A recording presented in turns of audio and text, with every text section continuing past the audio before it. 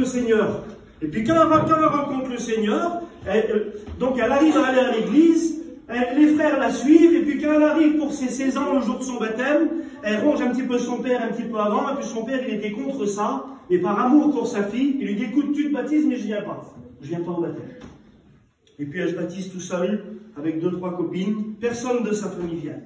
Et puis elle se baptise, elle est là, et puis Dieu lui fait une promesse à ce moment-là, à une jeune fille de 16 ans, écoutez, elle a fait une prière, elle a dit Seigneur, si tu pourrais toucher le foyer de mes parents, parce qu'il y a un métier qui n'est pas à la gloire de Dieu, il y a une religion, il y a des traditions, il y a tellement de choses qui sont là. Et puis elle a fait une prière, 16 ans. Et puis écoutez, elle a interdit du jour au lendemain qu'elle fait la prière, là, son père l'interdit d'aller à la réunion.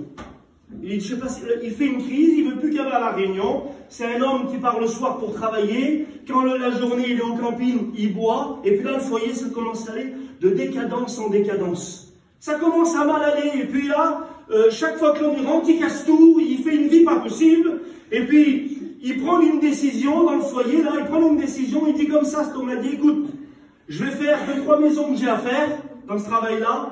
Il dit, on va aller un petit peu dans un pays, je vais te donner des sous à un camping, tu vas t'en aller de ton côté et je vais m'en aller du mien. On ne peut plus vivre ensemble. Dans le foyer, ça ne s'entendait plus. Et puis l'homme, il avait tout programmé. C'est un yéniche, il programme tout, c'est carré, c'est comme ça, c'est vrai. Il avait tout programmé. Il avait programmé la place, les dates pour faire ses petites maisons, il avait tout programmé. Et puis le voilà, il part avec le camping là. Et puis quand il arrive sur le terrain désigné, il y a un problème avec le stationnement, l'emplacement qu'il avait réservé. Le monsieur de la sécurité du terrain désigné, il vient, il dit, monsieur, il dit l'emplacement qu'on a réservé là, que je vous ai réservé, il ne marche pas, il n'y a pas d'électricité et il n'y a pas d'eau. Il dit, je ne peux pas vous le donner. Il met une droite au monsieur, il l'allonge, il repart avec le convoi, et quand il repart avec le convoi, il manque de rentrer dans un petit kangou. Et là, c'est un chrétien qui part pour chez lui. Et il croise le garçon, là, il s'arrête. Le camion tout cassé, le camping, les carreaux cassés, tout. Le garçon, là, il l'appelait ours, c'était une montagne.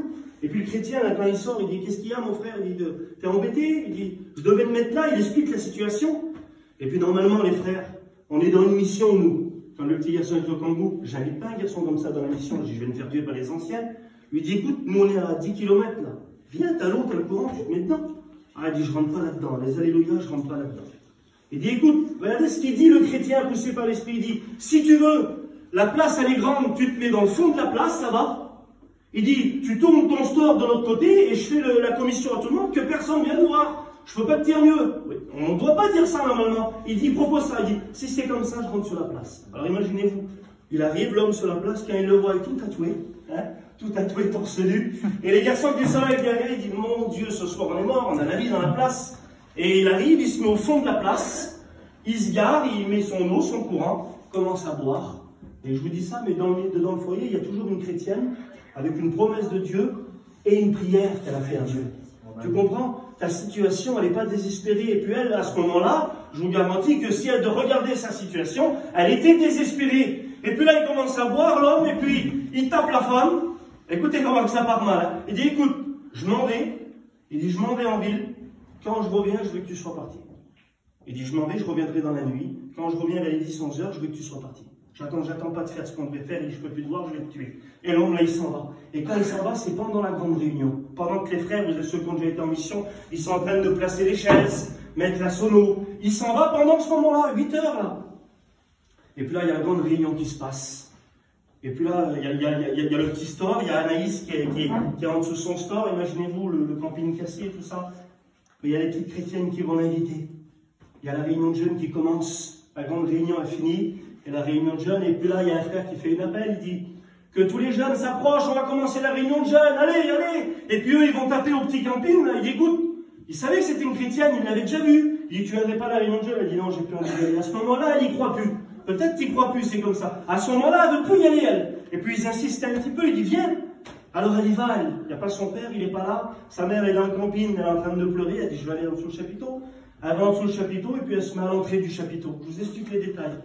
Et puis là, le frère, il fait le programme, comme je fais moi, peut-être qu'il parle moins, hein, mais il fait le programme. Et puis là, à ce moment-là, écoutez, l'homme, il est en train de revenir sur la place.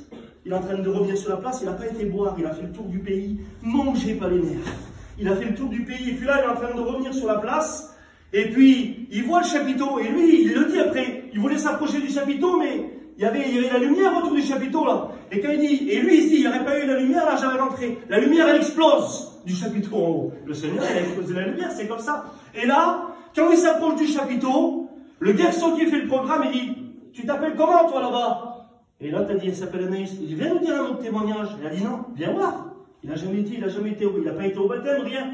La petite, elle vient derrière l'estrade, là. Et puis elle est en miettes. Elle dit, écoutez, j'ai fait une prière. Elle dit, je voudrais tellement que le Seigneur touche le cœur de mon père. Et puis elle raconte son témoignage. Elle n'a pas grand chose à dire. Mais à ce moment-là, la promesse de Dieu, elle se manifeste. Le garçon, il est là.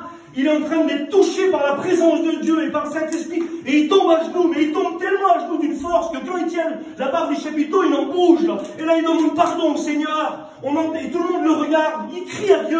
Il demande pardon à Dieu. Il va vers sa petite. Il embrassait les pieds à sa petite. Et puis là, il se lève. Il dit, je vais demander pardon à ma femme. Et puis la femme, elle était en train de préparer ses affaires. Elle le voit arriver en courant. Alors là, elle court. Et il courait sur la place comme ça. Et lui, il disait, je te demande pardon, ma femme.